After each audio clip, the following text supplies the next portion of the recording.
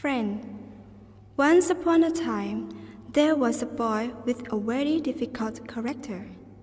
His father gives him a bag full of nails and tells him to drive a nail in the garden fence every time he loses his patience and or had an argument with someone.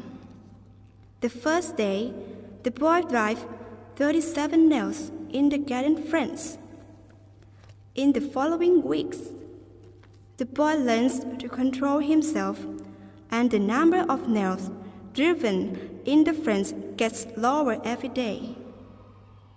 The boy discovers that it is easier to learn to control himself than to hammer nails in the fence. At last, the day comes when the boy does not drive any nail in the garden fence. Then he goes to his father and tells him that today he did not need to hammer any nail. His father then tells the boy to take out one nail from the fence. For every day he succeeds in controlling his temper and not losing his patience.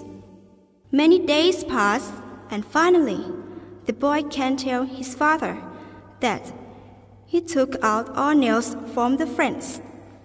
The father brings his son in front of the fence and tells him, "My son, you behaved well, but look how many holes you left in the fence. It will never be the same when you have an argument with someone and tell him bad words. You leave him with words like these ones.